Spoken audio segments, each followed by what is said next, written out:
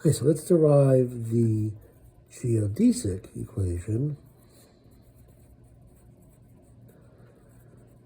which tells us how an object is moving in space or in space-time when it is subjected to zero forces. So we have some coordinate system and we want zero acceleration.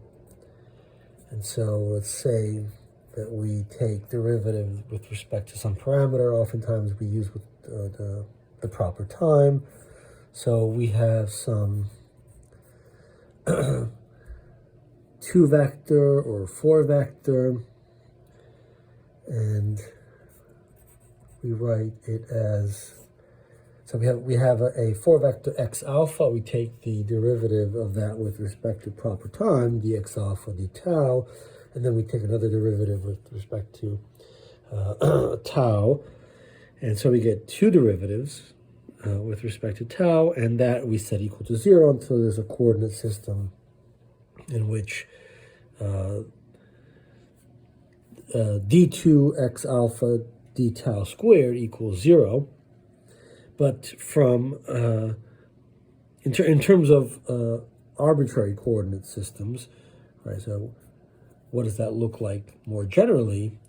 Well, we have to do these derivatives across the different terms. So we have,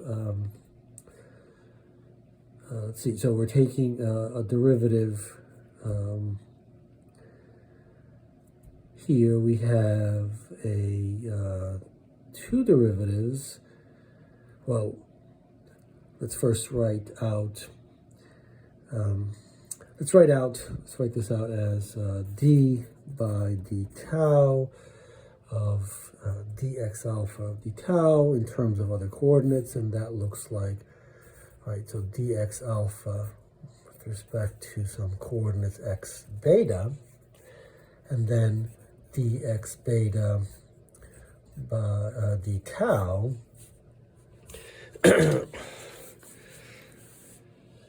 because what we're thinking is dx alpha is dx alpha dx beta dx beta, and so we're using that here.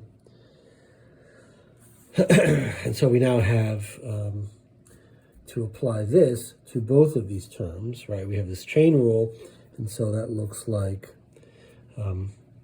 so applied to this one, we have 2 derivatives of x alpha in x beta, and we need another index, so x gamma, and then we have,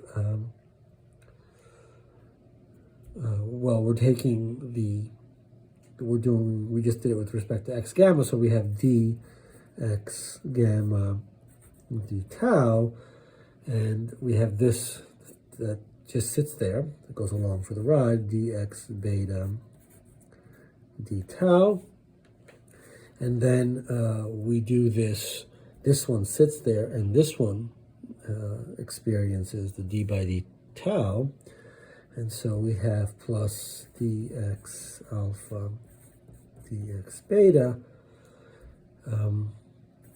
2 derivatives of x beta and tau, that's the acceleration term. So we want to get an equation for this term, right? So this is the acceleration term, so we kind of want to get rid of this, and so we kind of want an inverse, so we're multiplying, we'll repeat an index on alpha, and so we want a dx, that's another index, delta, dx alpha, right? So we multiply all of this by that, we're summing on the alpha, and so we're doing a delta beta, we're doing here, a delta beta switch, and so we end up getting, so this term disappears, but it's doing the beta to delta, so this becomes a delta. So we have So this first term is second derivative of x with an index delta in d tau plus dx sigma delta. I'm mixing these here. So this is supposed to be a delta. I called it a delta and I wrote a sigma. So this is a delta. This is with respect to x alpha, second derivative of x alpha in x beta and x gamma, dx gamma d tau dx beta d tau. And we see that this object has free indices delta, beta, gamma, and this is the object that's associated with the changes in the basis vectors, which we saw before in the partial derivative. And so our geodesic equation is two derivatives of x delta tau, and we can write this as an object that has these free indices delta, beta, gamma, dx gamma d tau, dx beta d tau, and that is the equation for the motion of an object if we are in space-time, then it's for the motion of an object through space-time without any external forces acting on this object. And so this object is the thing that captures the way the basis vectors are changing because the geometry of the space or the space-time is curved.